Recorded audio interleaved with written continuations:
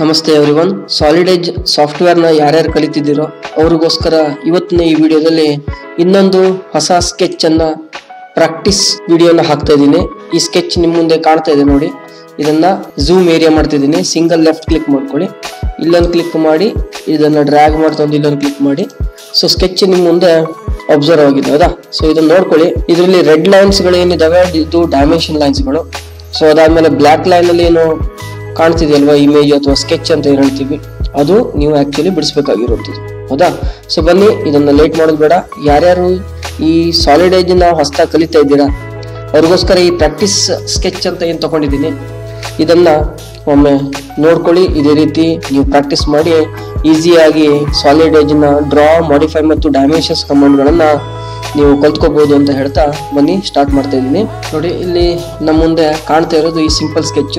ಇದನ್ನ ನೋಡಿದ ಕೂಡಲೇ ಈ ಸ್ಕ್ವೇರ್ 80 mm ಇದೆ ಹೌದಾ. ಹಾಗಾಗಿ ಈ ಸ್ಕ್ವೇರ್ ಅನ್ನ ಬಿಡಿಸೋದಾದ್ರೆ ರೆಕ್ಟಾಂಗಲ್ ಕಮಾಂಡ್ ಯೂಸ್ ಮಾಡ್ಬೋದು ಅಥವಾ ಲೈನ್ ಕಮಾಂಡ್ ಅಂತಾನು ನಾವು ಮಾಡ್ಬೋದು ಹೌದಾ. ನಾನು ಹೇಳ್ತಾ ಇರೋದು ಇವತ್ತಿನ ಈ ಸ್ಕೆಚ್ಗೆ ನಾನು ಲೈನ್ ಕಮಾಂಡ್ ಅನ್ನೇ ಯೂಸ್ ಮಾಡ್ತಾ ಇದ್ದೀನಿ. ನೋಡ್ಕೊಳ್ಳಿ, ಇದ್ರ ಮೇಲೆ ಸಿಂಗಲ್ ಲೆಫ್ಟ್ ಕ್ಲಿಕ್ ಮಾಡ್ಕೊಂಡೆ. ಇದಾದ್ಮೇಲೆ ಈ ರಿಬ್ಬನ್ ಬಾರ್ ನಲ್ಲಿ ಲೈನ್ ನ ಫೀಚರ್ಸ್ಗಳು ಲೆಂತ್ ಮತ್ತು ಆಂಗಲ್ ಕಾಣಿಸ್ತಾ ಇದೆ. ಅದೇ ರೀತಿ ಪ್ರಾಪರ್ಟೀಸ್ ಆಫ್ ಎ ಲೈನು ಕಾಣಿಸ್ತಾ ಇದೆ. ಬಟ್ ಇದನ್ನ ಈಗ ಚೇಂಜ್ ಮಾಡ್ಕೊಳ್ಳೋದು ಅವಶ್ಯಕತೆ ಇಲ್ಲ ಹೌದಾ. ಸೊ ಏನ್ ಮಾಡ್ತಿದ್ದೀನಿ ನಾನು, ಫಸ್ಟ್ ಇಲ್ಲಿ ಕೇಳ್ತಾ ಇದೆ click for the first point of A line ಅಂತ ಕೇಳ್ತೀವಿ. ಇದನ್ನ ಸಿಂಗಲ್ ಲೆಫ್ಟ್ ಕ್ಲಿಕ್ ಮಾಡ್ಕೊಂಡೆ. ಇದಾದ್ಮೇಲೆ ನಾನೇನ್ ಮಾಡ್ತಾ ಇದ್ದೀನಿ, ಇಲ್ಲಿ 80 mm ಅಂತ ಕೊಡ್ತಾ ಇದ್ದೀನಿ. 80 ಅಂತ ಕೊಟ್ಟು ಎಂಟರ್ ಹೊಡೆದೆ. ಸೊ ಆಂಗಲ್ ಕೇಳ್ತಾ ಇದೆ ನೋಡಿ. ಕರ್ಸರ್ನ ಈ ರೀತಿ ಮೂವ್ ಮಾಡಿದಾಗ ಇಲ್ಲಿ ಆಂಗಲ್ 0 ಡಿಗ್ರಿ ಬಂದ್ರೆ ಇದನ್ನ ತಿರ್ಗಾ ಇನ್ನೊಮ್ಮೆ ಸಿಂಗಲ್ ಲೆಫ್ಟ್ ಕ್ಲಿಕ್ ಮಾಡ್ಕೊಳ್ಳಿ, ಸರಿನಾ. ಇಷ್ಟ ಆದ್ಮೇಲೆ ಇಲ್ಲಿ ನೋಡಿ, ಇಲ್ಲೊಂದು 80 mm ಬೇಕು ನನಗೆ. ಅದಕ್ಕೋಸ್ಕರ 80 ಅಂತ ತಗೊಂಡಿದ್ದೀನಿ, ಎಂಟರ್ ಮಾಡಿದೆ. ಇದಾದ್ಮೇಲೆ 90 ಡಿಗ್ರಿ ಬರಬೇಕಿದು. ಸೊ ಬಂದಿದೆ, ಇದನ್ನು ಕ್ಲಿಕ್ ಮಾಡ್ಕೊಳ್ಳಿ. ಅದೇ ರೀತಿ ಇಲ್ಲೇನು ಬರಬೇಕು, 80 mm ಬರಬೇಕು ನನಗೆ. ಅದಕ್ಕೋಸ್ಕರ ನಾನು ರೈಟ್ ಕ್ಲಿಕ್ ಮಾಡಿ ಕಮಾಂಡಿಂದ ಎಕ್ಸಿಟ್ ಆಗಿದ್ದೀನಿ. ಆಫ್ಸೆಟ್ ಕಮಾಂಡ್ ತಗೊಳ್ತಿದ್ದೀನಿ. 80 mm ಅನ್ನೇ ಸೆಲೆಕ್ಟ್ ಮಾಡ್ಕೊಳ್ತೇನೆ, ಎಂಟರ್ ಹೊಡೆದೆ. ಇದಾದ್ಮೇಲೆ ಸಿಂಗಲ್ ಅನ್ನ ಕ್ಲಿಕ್ ಮಾಡಿದ್ದೀನಿ. ಕೇಳ್ತಾ ಇದೆ click on elements to modify ಅಂತ ಕೇಳ್ತಾ ಇದೆ. ಇದನ್ನು ಕ್ಲಿಕ್ ಮಾಡಿಕೊಂಡು ಇದನ್ನ ಎಂಟರ್ ಆದ್ರೂ ಹೊಡಿಬಹುದು ಕೀಬೋರ್ಡ್ ನಲ್ಲಿ ಅಥವಾ ಇದನ್ನಾದ್ರೂ ಕ್ಲಿಕ್ ಮಾಡಿ. ಸೊ ಇಲ್ಲಿ ಕೇಳ್ತಾ ಇದೆ ಏನು, click to place offset element, ಇಲ್ಲಿ ಬೇಕೋ ಕೇಳ್ತಾ ಇದೆ. ನಾನು ಈ ಕಡೆ ಕ್ಲಿಕ್ ಮಾಡಿದ್ದೀನಿ, ಸಿಂಗಲ್ ಲೆಫ್ಟ್ ಕ್ಲಿಕ್. ಇದಾದ್ಮೇಲೆ ರೈಟ್ ಕ್ಲಿಕ್ ಮಾಡಿ ಕಮಾಂಡ್ ಇಂದ ಎಕ್ಸಿಟ್ ಆದೆ. ತಿರ್ಗಾ ಆಫ್ಸೆಟ್ ಕಮಾಂಡ್ ಅಲ್ಲಿ ಇದ್ದೀನಿ. 80 mm ಇಟ್ಕೊಳ್ತೇನೆ, ಸಿಂಗಲ್ ಅನ್ನ ಇಟ್ಕೊಳ್ತೀನಿ. ಈಗ click for the element offset ಅಂತ ಕೇಳ್ತದೆ. ಇದನ್ನ ಆಫ್ಸೆಟ್ ಮಾಡ್ತಾ ಇದ್ದೀನಿ, ನೋಡ್ಕೊಳ್ಳಿ ಈ ಭಾಗದಲ್ಲಿ, ಸರಿನಾ. ಸೊ ಇಷ್ಟ ಆಯ್ತು. ರೈಟ್ ಕ್ಲಿಕ್ ಮಾಡಿದ್ದೀನಿ. ರೈಟ್ ಕ್ಲಿಕ್ ಆದ್ಮೇಲೆ ನೋಡ್ಕೋಬಹುದು ನೀವು ಇದ್ರ ಸೈಜ್ ಹೇಗಿದೆ ಅಂತ ಹೇಳಿದ್ರೆ, ಇಲ್ಲಿ ನೋಡಿ ಈ ಒಳಗಡೆ ಏನು ಈ ಸ್ಕೆಚ್ ಇದೆ ಹೌದಾ. ಇದನ್ನು ಬಿಡಿಸ್ಬೇಕಂತ ಹೇಳಿದ್ರೆ ನಾವು ಸೆಂಟರ್ ಆಕ್ಸಿಸ್ ನ ತಗೋಬೇಕಾಯ್ತು. ಸೆಂಟರ್ ಆಕ್ಸಿಸ್ ಎಷ್ಟು ಇದು 80 ಸ್ಕ್ವೇರ್ ಇದೆ ಅಂತ ಹೇಳಿದ್ರೆ 40 ತಗೋಬೇಕಾಯ್ತು. ಅದಾದ್ಮೇಲೆ ಆಫ್ಸೆಟ್ ಮಾಡ್ಬೋದು. ಅದ್ರ ಬದಲು ನಾನೇನ್ ಮಾಡ್ತಿದ್ದೀನಿ ಗೊತ್ತಾ, ಇಲ್ಲಿಂದ ಇಲ್ಲಿಗೆ 15 ಆಫ್ಸೆಟ್ ಮಾಡ್ಕೊಳ್ತಿದ್ದೀನಿ.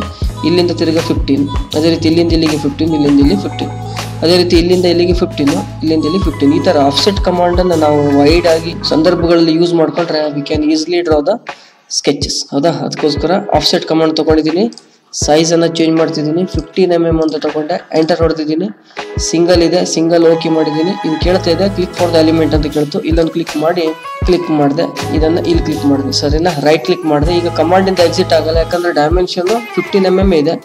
ತಿರ್ಗಿ ಇದನ್ನ ಸೆಲೆಕ್ಟ್ ಮಾಡಿದ್ದೀನಿ, ಎಂಟರ್ ಹೊಡಿತೀನಿ ಕೀಬೋರ್ಡ್ ನಲ್ಲಿ, ಎಂಟರ್ ಹೊಡೆದೆ. ಈ ಭಾಗದಲ್ಲಿ ಕ್ಲಿಕ್ ಮಾಡ್ಕೊಂಡೆ. ಅದೇ ರೀತಿ ಮತ್ತು ಬೇಕಾಗಿದೆ ನನಗೆ, ಅದಕ್ಕೋಸ್ಕರ ಇಲ್ಲೂ ಕ್ಲಿಕ್ ಮಾಡ್ಕೊಳ್ತಿದ್ದೀನಿ. ರೈಟ್ ಕ್ಲಿಕ್ ಮಾಡಿದೆ. ಇದನ್ನು ಸೆಲೆಕ್ಟ್ ಮಾಡ್ತೀನಿ. ಡೈಮೆನ್ಷನ್ಸ್ ಚೇಂಜ್ ಇಲ್ಲ, ಇಲ್ಲೊಮ್ಮೆ ಬೇಕು. ರೈಟ್ ಕ್ಲಿಕ್ ಮಾಡ್ಕೊಂಡೆ, ಇಲ್ಲೊಮ್ಮೆ ಕ್ಲಿಕ್ ಮಾಡ್ಕೊಂಡೆ, ಎಂಟರ್ ಹೊಡೆದಿದ್ದೀನಿ. ಇಲ್ಲೊಂದ್ಸಲಿ ಬೇಕು. ರೈಟ್ ಕ್ಲಿಕ್ ಮಾಡಿದೆ. ಅದೇ ರೀತಿ ಇಲ್ಲೂ ಬೇಕಾಗಿತ್ತು ನಮಗೆ 15 mm, ಇಲ್ಲಿ ಕ್ಲಿಕ್ ಮಾಡ್ಕೊಂಡೆ, ಸರಿನಾ.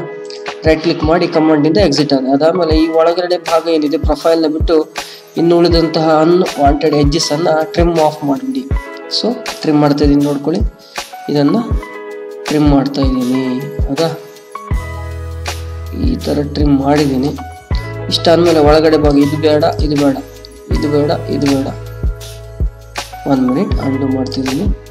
ಸೊ ಟ್ರಿಮ್, ಇದು ಬೇಡ ನನಗೆ, ಇದು ಬೇಡ. ಅದಾದ್ಮೇಲೆ ಈ ಭಾಗದಲ್ಲಿ ಏನಿದೆಯಲ್ಲ ಅದನ್ನು ತೆಗೆದಿದ್ದೀನಿ. ಸೊ ಎಷ್ಟು ಈಸಿಯಾಗಿ ಕ್ವಿಕ್ ಆಗಿ ನಾವು ಬಿಡಿಸಾಗಿದೆ ಯೂಸಿಂಗ್ ಆಫ್ಸೆಟ್ ಮತ್ತು ಟ್ರಿಮ್ ಕಮಾಂಡ್ ಹೌದಾ. ಇಷ್ಟ ಆದ್ಮೇಲೆ ಕೆಳಭಾಗದಲ್ಲಿ ಬಿಡಿಸ್ಬೇಕು. ಅದಕ್ಕೋಸ್ಕರ ನಾನೇನ್ ಮಾಡ್ತಿದ್ದೀನಿ, ಇದನ್ನ ಟಾಪ್ ವ್ಯೂ ನಲ್ಲಿ ನೋಡಿದಾಗ ಈ ರೀತಿ ಕಾಣುತ್ತೆ. ಇದು ಫ್ರಂಟ್ ವ್ಯೂ. ಈ ಭಾಗವನ್ನು ಏನಂತ ಕರಿತೀವಿ, ಫ್ರಂಟ್ ವ್ಯೂ. ಇದೇನಿದು top view of this object ಹೌದಾ. ಅದಕ್ಕೋಸ್ಕರ ತಿರ್ಗಿ ಆಫ್ಸೆಟ್ ಕಮಾಂಡ್ ತಗೊಂಡಿದ್ದೀನಿ. ಸೊ ಆಫ್ಸೆಟ್ ಕಮಾಂಡ್ ತಗೊಂಡು ನಾನೇನ್ ಮಾಡ್ತಿದ್ದೀನಿ, ಲೈನ್ ಅನ್ನು ಸೆಲೆಕ್ಟ್ ಮಾಡಿದೆ. 1 ಮಿನಿಟ್. ಸೊ ಈಗ ನಾನು ಆಫ್ಸೆಟ್ ಕಮಾಂಡನ್ನು ತಗೊಳ್ತಾ ಇದ್ದೀನಿ.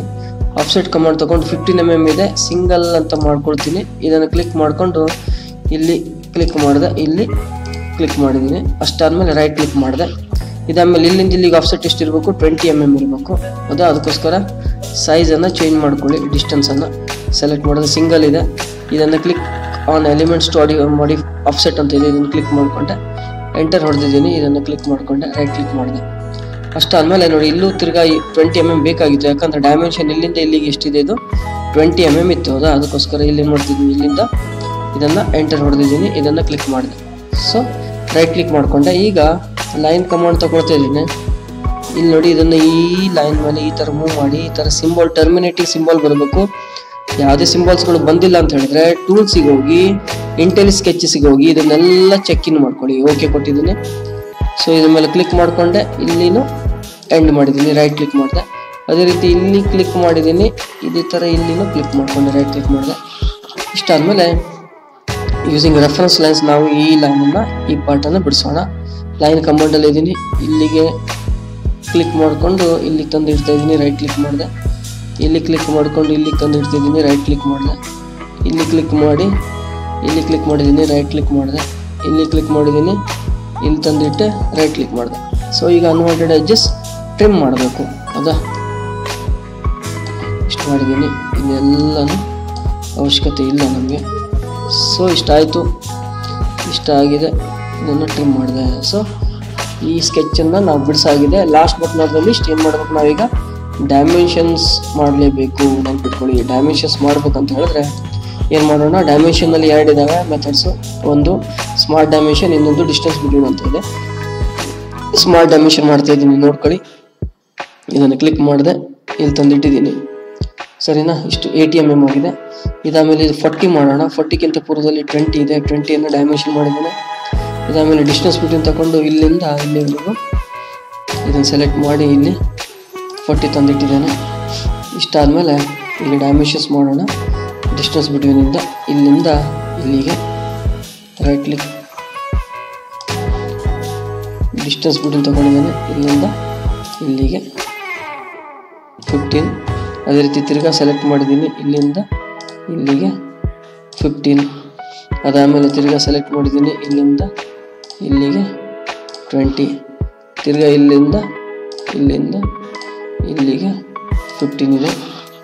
ಇದಾದಮೇಲೆ ತಿರ್ಗಾ ಇಲ್ಲಿ ಕ್ಲಿಕ್ ಮಾಡಿಕೊಂಡೆ, ಇಲ್ಲಿಂದ ಇಲ್ಲಿಗೆ ಎಷ್ಟಿದೆ ಇದು ನೆನ್ಪಿಟ್ಕೋಬೇಕು. ಇಲ್ಲಿಂದ ಇದು ಎಷ್ಟು ಹೊರಗಡೆ ಬರಬೇಕಂದ್ರೆ ಅಪ್ರಾಕ್ಸಿಮೇಟ್ ಆಗಿ 10 mm ಇರಬೇಕು.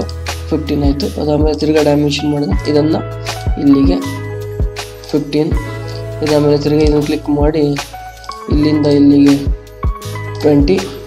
ಅದಾದಮೇಲೆ ತಿರ್ಗಾ ಇದನ್ನು ಕ್ಲಿಕ್ ಮಾಡಿ ಇಲ್ಲಿಂದ ಇಲ್ಲಿಗೆ 15 ಮಾಡಿಬಿಡ್ತಾ ಇದ್ದೀನಿ. ಯಾಕಂತ ಹೇಳಿದ್ರೆ ಇದು ಮಾಡೋ ಅವಶ್ಯಕತೆ ಇಲ್ಲ, ಯಾಕಂದರೆ ಇದನ್ನೆಲ್ಲ ಟೋಟಲ್ ಆ್ಯಡ್ ಮಾಡಿ 80 ಒಳಗಡೆ ಮೈನಸ್ ಮಾಡಿದ್ರೆ ಇದು ಬರುತ್ತೆ. ಹೌದಾ, ಅದೇ ರೀತಿ ಇದನ್ನು ಅಷ್ಟೇ. ಇದನ್ನು ಡೈಮೆನ್ಷನ್ ಮಾಡ್ಕೊಳ್ಳೋಣ. ಇಲ್ಲಿಂದ ಇಲ್ಲಿಗೆ ಇದಿಷ್ಟು ಇರಬೇಕಿದೆ 80 ಒಳಗಡೆ ಇದನ್ನೆಲ್ಲ ಆ್ಯಡ್ ಮಾಡಿ 80 ಒಳಗೆ ಮೈನಸ್ ಮಾಡಿದ್ರೆ ಈ ಡೈಮೆನ್ಷನ್ ಬರುತ್ತೆ. So viewers please concentrate. ಇಲ್ಲಿ ನೋಡಿ ರೆಡ್ ಲೈನ್ ಬಂದಿದೆ. ಇದನ್ನು ಸೆಲೆಕ್ಟ್ ಟೂಲ್ ತಗೊಂಡು ಇದ್ರ ಮೇಲೆ ರೈಟ್ ಕ್ಲಿಕ್ ಮಾಡಿಕೊಂಡು ಪ್ರಾಪರ್ಟೀಸ್ಗೆ ಹೋಗಿ ಇಲ್ಲಿ ಡೈಮೆನ್ಷನ್ ಏನಿದೆಯಲ್ಲ ಇದನ್ನು ಕಲರ್ನ ಚೇಂಜ್ ಮಾಡ್ಕೊಳ್ಳಿ. ಸೊ ಇದಾಗಿದೆ. ಇದೇ ರೀತಿ ಪ್ರತಿಯೊಂದನ್ನು ಮ್ಯಾನ್ಯುವಲಿ ಇಂಡಿವಿಜುವಲಿ ಸೆಲೆಕ್ಟ್ ಮಾಡಿ ನಾವೇನು ಮಾಡಬೇಕು, ಕಲರ್ನ ಚೇಂಜ್ ಮಾಡ್ಕೋಬಹುದು. ಅದಾದಮೇಲೆ ಟೆಕ್ಸ್ಟ್ ಬರೆಯೋದಿದೆಯಲ್ವ, ಇದಂತೂ ಗೊತ್ತೇ ಇದೆ ನಿಮಗೆ.